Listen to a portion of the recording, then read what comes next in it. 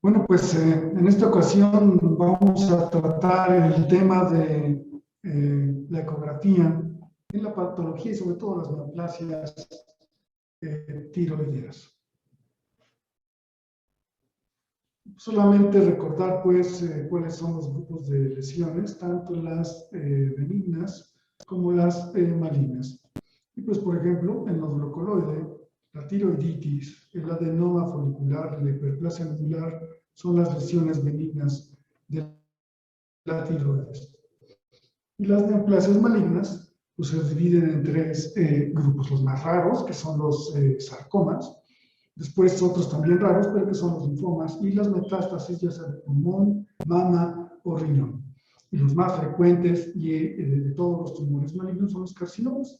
De ellos, el 85% es el papilar, y entre el 15 y el 5 es el folicular, menos frecuentes, el medular y el anaplásico. ¿Y por qué es importante el diagnóstico del cáncer de la tiroides? Porque se ha visto estadísticamente hablando que desde 1975 hasta el 2016 el cáncer de tiroides ha estado incrementando de forma significativa a través de los años. Muchos podrían pensar de que se ha incrementado a partir de las nuevas tecnologías como la ecografía y etcétera, en donde a lo mejor se diagnostica más que antes, pero ya hay estudios en los que dicen que no, que es más frecuente el cáncer de tiroides hoy día que en la década de los 70, por ejemplo. ¿Y pues qué pasa con la epidemiología del cáncer a nivel mundial? Pues vaya, en algunos países como en Corea del Sur es muy alta, de 60.7 por 100.000 habitantes. En Estados Unidos tiene un plano, digamos, más bien bajo intermedio, que están en 14 por 100.000, y en México tenemos una incidencia de 8.9 por 100.000 habitantes. Si ustedes lo comparan pues con las diferentes incidencias a nivel mundial, pues México es uno de los países donde pues, se puede considerar de alta incidencia del cáncer tiroideo. Y esto pues lo refleja en esta estadística, en donde pues sí por mucho el cáncer de mama, el cáncer de próstata, son los más frecuentes, entre hay otros también, pero el cáncer de tiroides representa un 6.4%, que está, digamos, en relación a la misma, porcentualmente hablando, con el cáncer de útero, o incluso pues de pulmón, que el colorectal, ¿no? O sea, digamos, tiene más o menos una incidencia similar. En nuestro hospital, pues la incidencia pues, de cáncer es mayor que lo que reporta la literatura, que es del 7% aproximadamente. Sin embargo, los diferentes protocolos que hemos hecho con diferentes estudios, pues hemos estado desde 25% con 52 pacientes en los cuales tenían pieza quirúrgica, con días 17% en 216 pacientes. Con el doctor Camacho, donde ya realizamos la elastografía, el 10%, y después con el doctor Magdalena y el doctor Arriola entre el 27 y el 30% de incidencia en los pacientes a los que les hacemos biopsia. Y pues también pues, es que ya están, digamos, son pacientes que vienen referidos, que ya vienen, digamos, con ciertos filtros. Esto es muy importante saber porque depende de cómo hagamos el diagnóstico del cáncer, está el pronóstico de sobrevida de los pacientes. Cuando el tumor es localizado, y si es papilar, folicular e incluso medular, pues prácticamente tenemos una tasa de supervivencia de los 5 años del 100%. El anaplásico es otra cosa, sí baja muchísimo, 30%. Pero ¿qué pasa cuando ya hay metástasis regionales? El papilar no tiene mucho problema, pero ya empezamos a ver que el folicular y el medular bajan. Pero cuando ya hay metástasis a distancia, pues baja muchísimo, pues la supervivencia a 5 años. Por eso es que es fundamental encontrar y diagnosticar estos tumores en tiempo correcto. Y pues para poderlo hacer desde el punto de vista ecográfico, se utilizan diferentes hallazgos morfológicos de los nódulos que nos van a ir dando referencia de si las lesiones son benignas o malignas. Y para esto, pues, el primero de ellos es la composición, que puede dividirse en quístico, mixto o sólido. Pues tenemos un ejemplo de un nódulo quístico que es completamente anecoico, de pared dejada, tiene reforzamiento acústico. Es un nódulo mixto en el que la mitad del nódulo está representado por líquido y la otra mitad por un contenido sólido, y el sólido completo, ¿no? En el que pues todo el nódulo como tal está representado por tejido. Además, pues los mixtos pueden subdividirse en espongiforme, que es cuando se ven estas pequeñas vesículas de líquido que se distribuyen difusamente dando el aspecto pues de una esponja. Los mixtos como tal, en el que la mitad es sólido y la mitad es líquido, y también hay otro tipo de mixtos donde, aunque digamos no tienen degeneración quística como tal múltiple, hay una zona líquida y un nódulo mural que representa el 50% y que puede ser un nódulo mixto también. En cuanto a la ecogenicidad, y hablamos de la composición, mixtos, sólidos o líquidos. En cuanto a la ecogenicidad, pueden ser anecoicos, que sería un líquido, hiperecogénicos, hipoecoicos y muy hipoecoicos. Los anecoicos pues, son el quiste, y los isoecoicos, como vemos aquí, en que incluso no se nota mucho la diferencia entre el parénquima tiroideo, sino que hasta que se aplica el Doppler color, donde se hace bien evidente que hay un nódulo en esa localización. Y el hiperecoico, que pues, es una ecogenicidad mayor a la de la tiroides. Los que son hipoecoicos, pues son de menor ecogenicidad en relación al resto de la tiroides, y los muy hipoecoicos son aquellos que tienen una ecogenicidad similar a la de los músculos adyacentes. Otra de las cuestiones que debemos evaluar es si son más altos que anchos. Como en el caso que vemos aquí, siempre se debe hacer en el eje axial, siempre se debe hacer en el eje axial. Y si es más alto que ancho, tienden a ser más malignos de los que son más anchos que altos o equidistantes. Aquí, por ejemplo, también los bordes, cuando son de bordes lisos o de bordes mal definidos. Incluso aquí son tan mal definidos que cuando usamos la elastografía, este nódulo se puede definir con mucho más precisión porque tiene un grado de rigidez mayor que el resto de la tiroides. Y pues los bordes lobulados o regulares, como se ven aquí, que se ven un nódulo más alto que ancho, y bordes lobulados, y sobre todo este que es mucho más característico, ¿no? Como los nódulos están lobulados. Y también, pues, hay que fijarnos en la extensión o la infiltración, que es muy importante. Por ejemplo, el primer nódulo, pues en realidad está muy grande, sí está lobulando los bordes, pero los interfaces están muy bien conservados. Entonces, realmente no hay una extensión como tal del nódulo, sino nada más está desplazando las tejidas adyacentes. A diferencia de los últimos casos, de los dos casos de la derecha, donde sí se pierde completamente la interfaz de los tejidos adyacentes, donde sí hay extensión exotiroidea porque está infiltrando el tumor. En cuanto a los focos ecogénicos, se dividen en varios grupos, ¿no? Que uno sin focos ecogénicos, es una característica que debemos evaluar siempre en los nódulos.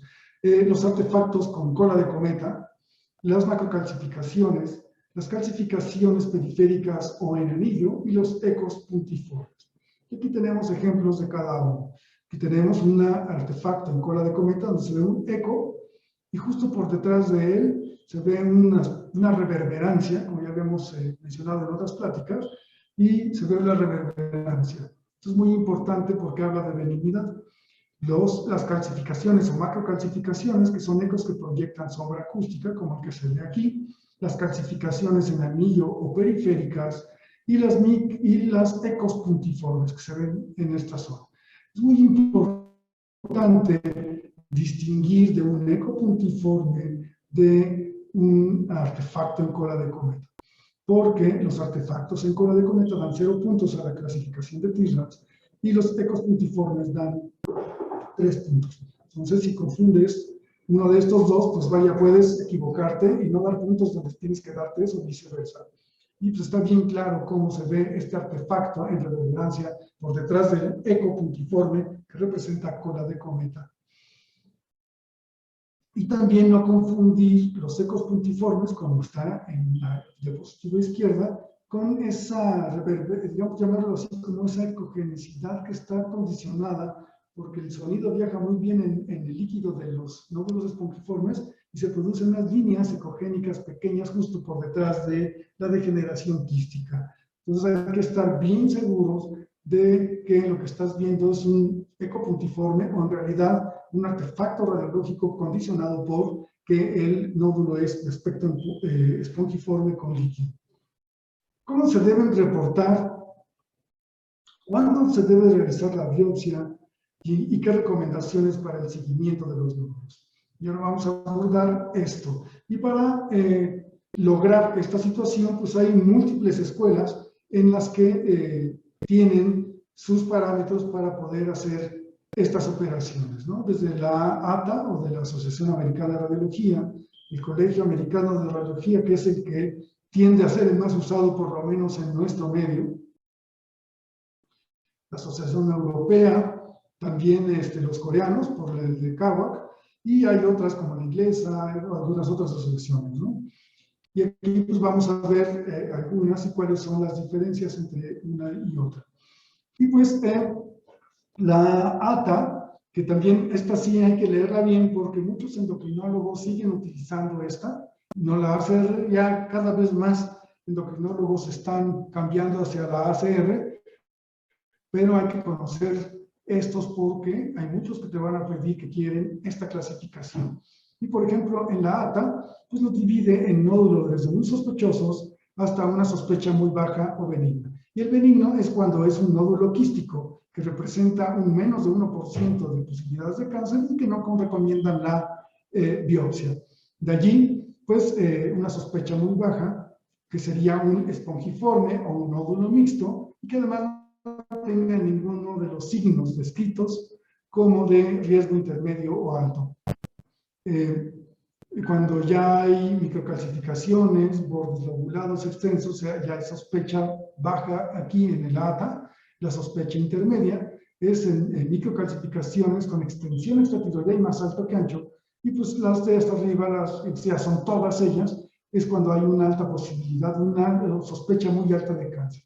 Y pues lo que hacen ellos es que si el nódulo es de sospecha muy baja, hay que biopsiarlo siempre y cuando tenga más de 2 centímetros. Si es de sospecha intermedia, si es de 1 centímetro, y si es de sospecha baja, perdón. Y si es de sospecha intermedia o alta, después de 1 centímetro ya hay que biopsiarlos. El TIRADS europeo maneja también prácticamente los mismos criterios. La diferencia entre ACR es que el TIRADS europeo maneja como el TIRADS 1 normal. En ACR el TIRADS 1 no es normal. El TIRADS 1 son las lesiones de muy bajo riesgo, como las lesiones quísticas, ya veremos más adelante. Y entonces es una gran diferencia. El TIRADS europeo representa una glándula tiroides normal. El TIRADS de ACR representa una glándula anormal con nódulos de aspecto benigno o de muy baja posibilidad de tener cáncer. En la europea, el TIRADS 2 es el que se considera benigno, como los quistes o los completamente espongiformes. Ya los de bajo riesgo, como el TIRADS 3, en donde ya es ovoideo y puede tener bordes lisos, ser epidecogénico, y no hay otra característica como que sea de alta sospecha, como más alto que ancho, márgenes irregulares y lobulados, microcalcificaciones y ecogenicidad marcada. Y pues aquí vemos que también cómo es que ellos dicen cuándo hay que biopsiarlo. Los de TIRADS 5, que aquí es bien fácil hacer un TIRADS 5, ¿no? Porque con una que tenga de aquí, ya hay que biopsiarlo. Entonces, son más, digamos, los europeos es más fácil hacer una biopsia, porque con pocos signos hay que ya biopsiar. En cuanto a la coreana, la coreana, porque a veces me preguntan que por qué no usamos por qué si está mal o no la de TIRADS con 4A, B o C, y pues está bien siempre y cuando especifiques que estás usando la coreana. Entonces, la coreana es la que utiliza el TIRADS 1 y subdivide al TIRADS 4 en A, B y C, dependiendo de los hallazgos o características de malignidad o de sospecha, como pues ya hemos dicho en las otras clasificaciones y que aquí se representan en la diapositiva. Aquí también pues ellos funcionan todos los nódulos de más de 1 centímetro a partir del TIRADS 4A. De hecho, aquí se ve el TIRAS 4A, que es una característica sospechosa, mide más de 1 centímetro y ya lo funcionan. Y finalmente, pues está la clasificación de la ATA, que es la que nosotros utilizamos, la que tienden a utilizar más los endocrinólogos y los cirujanos de cabeza y cuello de nuestro entorno. Y pues aquí está la composición, y que cada uno tienes que escoger un punto. Aquí, por ejemplo, si tienes que escoger si es quístico, si es espongiforme, y dependiendo le das puntos, ¿no? Por ejemplo, si es sólido o mayormente sólido, son 2 puntos. En cuanto a la ecogenicidad, anecoico 0 puntos, hiperoiso 1, hipo 2 y 3 si es muy hipoecoico. Por eso la importancia de hacer un buen análisis morfológico antes de la clasificación en cuanto a la exploración de ecografía. Si es más alto que ancho, le da otros 3 puntos. Y en cuanto a los márgenes, empieza a dar puntaje cuando son lobulados o regulares y cuando hay extensión extratiroidea, 2 y 3 puntos. Hasta aquí hay que escoger solamente una posibilidad. No puedes escoger más de 2 rubros en esto. Sin embargo, cuando hablamos de las ecos puntiformes o ecos en nódulo, puedes añadir todas. Por ejemplo, si tienes macrocalcificaciones, le das 1 punto, pero además tienes calcificación periférica, le das 2 puntos y sumas 3. Y si además tiene ecos puntiformes, le das 3 puntos más y ya sumarías 6. Entonces, aquí sí tienes que escoger todas las que se encuentren y hay que sumar cada uno de ellos dependiendo del puntaje. Una vez que tienes el puntaje, catalogas el TIRADS y dependiendo de los puntos, del TIRADS 1 al 5, ¿no? Si tienes 7 puntos o más, ya es un TIRADS 5. ¿Y cuándo hay que hacer la biopsia? Pues depende también del TIRADS. Los TIRADS 3 se biopsian a partir del 2.5, los TIRADS 4 a partir de 1.0 centímetros y los TIRADS 5 a partir de 1 centímetro. Los puedes picar de menos de 1 centímetro siempre y cuando el entorno clínico lo amerite. Y aquí tenemos, según la ACR, las posibilidades de que haya maligno. Ustedes se fijan, hasta los TIRADS 1 tienen un 0.3% de posibilidades de ser malignos, pero el TIRADS 5, 35 y el 4, 9%. Entonces, no quiere decir que cada vez que consumimos un TIRADS 5 sea cáncer, porque ya vimos que la posibilidad de malignidad del TIRADS 5 es de 35%. Y esto está diseñado, supongo yo, para que no se te escape ninguno de esos 30 que tienes de cada 100 TIRADS 5. Y más vale tener biopsias con un Bethesda 2 en un TIRADS 5 que no biopsiarlos y después encontrar que este tumor ya tiene metástasis. Y si no hay que funcionarlo, si hay que seguirlo, pues la ACR recomienda estos, los dos y el TIRADS 2 y 1 recomiendan no dar seguimiento a partir del 3 en el año 1 y 3 y 5. En el 4 en el año 1, 2, 3 y 5 y el TIRADS 5 hay que seguirlo cada año durante 5 años. Es importante que no hay que funcionar tumores de menos de 4 milímetros desde el punto de vista ortodoxo, pero pues hay ocasiones en las que a lo mejor hay que hacerlo, basado en el entorno clínico. Y pues entre 5 y 9 milímetros con un TIRADS 5 hay que basarlo también en el contexto pues, de la clínica. Y en cuanto al reporte, referir si el nódulo está en contacto o no con la tráquea. Y esto es más importante, sobre todo del lado izquierdo, por la correlación anatómica con el nervio recurrente laringio. Pues, y aquí vemos el surco íntegro y pues un nódulo donde ya está invadiendo allí y pues por supuesto estos pacientes ya tienen también afectación del nervio recurrente. Las ventajas del ultrasonido en cuanto a las biopsias es que estamos viendo en tiempo real el procedimiento, podemos localizar la aguja en nódulos muy pequeñitos o incluso en nódulos grandes en sitios específicos donde nosotros pensamos que hay más posibilidad de tener células malignas.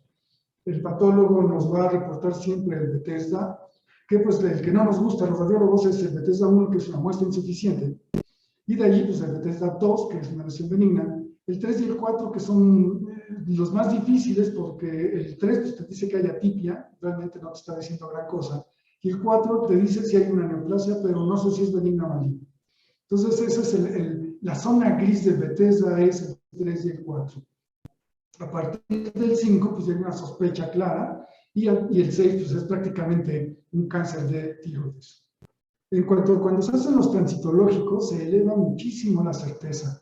Antes de los transitológicos, nosotros no éramos tan buenos en hacer las BAF, pero después de los transitológicos, como hoy día, ya estamos en el 95% de efectividad.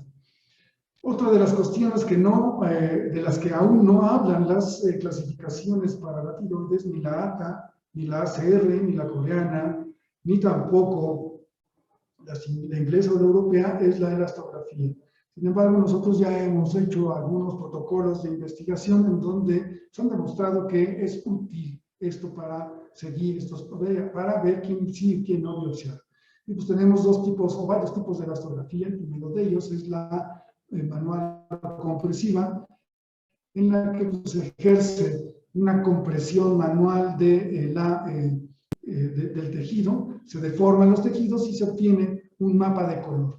Después la elastografía de shear wave, que hay dos tipos, la de punto y la 2D, en la que se emite la onda de sonido y por la fuerza de radiación acústica se deforman los tejidos.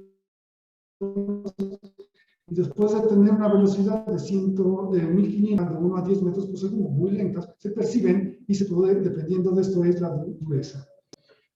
En el trabajo inicial que hicimos, vimos 69 pacientes en los que se catalogaron con la clasificación de Asteria del 1 al 4, el 1 el homogéneo blando y el 4 el homogéneo muy duro. Y aquí tenemos los mapas de colores que se presentan en esas zonas. Y también hicimos una clasificación y en la comparación de la dureza del nódulo en relación al tejido sano adyacente. Y pues si esta rigidez era de más de 3 o 4 en relación al sano, se consideraba sospechoso. Y pues tuvimos especificidades y sensibilidades que pues, se parecen a lo que ya había antes o que se parecen, por ejemplo, a lo del TIRADS, más o menos. Pero lo más importante es que nosotros teníamos la posibilidad de un 20 y tantos % de posibilidades de tener cáncer de tiroides simplemente por hacer la BAF, ¿no? Pero ¿qué pasa cuando utilizamos una prueba con el índice de verosimilitud y vemos que nos podemos subir hasta el 80% de posibilidades de obtener muestras de cáncer con el Asteria 4? Cuando juntábamos el 3 y el 4, pues la verdad sí fuimos más eficientes, pero bajó muchísimo. Y en cuanto a la proporción, cuando comparamos el tejido sólido con el tejido del nódulo con el sano, pues vemos que cuando la proporción es 3 veces mayor del nódulo, pues sí subimos de un 20 y tantos a cerca del 40%, pero cuando la proporción es de 4, subimos hasta un 50%. Es decir, la elastografía no diagnostica cáncer, pero la elastografía nos ayuda mucho a funcionar los nódulos con mayor posibilidad de que tengan cáncer. Sin embargo, pues no es infalible y nos equivocamos. En el Asteria de los que nos salieron, que nosotros dijimos es cáncer o puede ser cáncer y nos equivocamos, aquí está, es este, que fue un Bethesda 2 con Asteria D, fue porque era mixto el nódulo, tenía algún componente líquido, pero cuando ustedes ven que hicimos los Asterias en nódulos completamente sólidos, hubo una correlación muy buena entre esto y pues por ello fue que se coincidieron bien.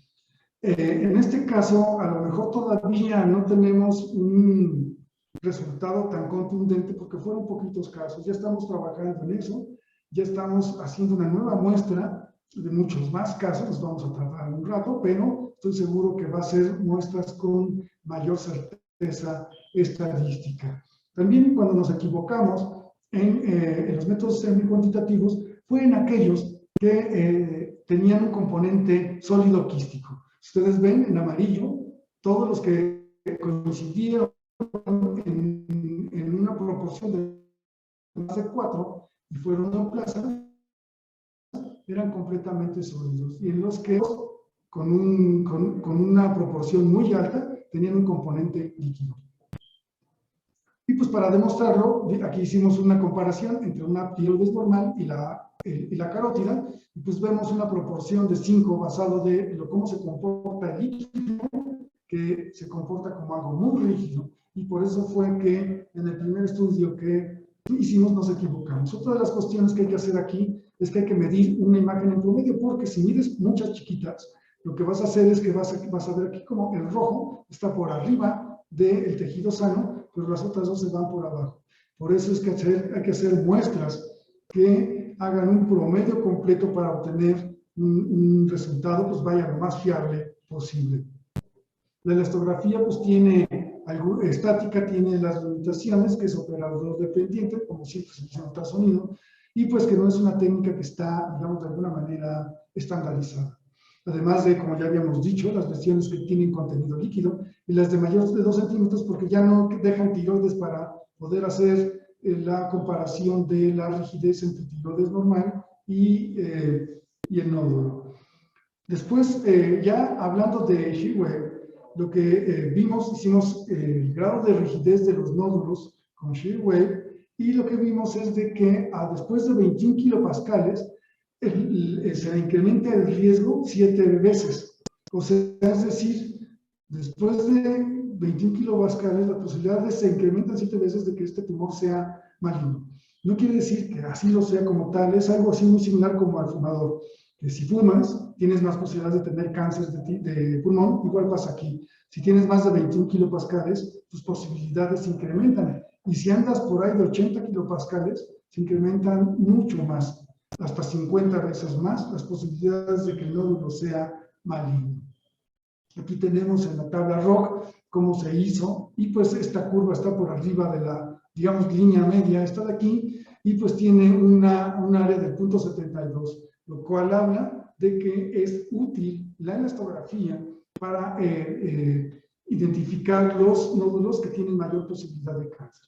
Y no solo eso, sino en esta gráfica donde se ven estas muestras con los bigotes, pues vemos que los Bethesda 5 y 6 tienen una rigidez mucho mayor que los Bethesda 2A 4. Y lo más importante es que aquí, en esta gráfica, los bigotes no se superponen. Esto quiere decir que tiene una gran utilidad y que efectivamente, entre más rígido sea un nódulo, las posibilidades de que sea neoplásico es mayor.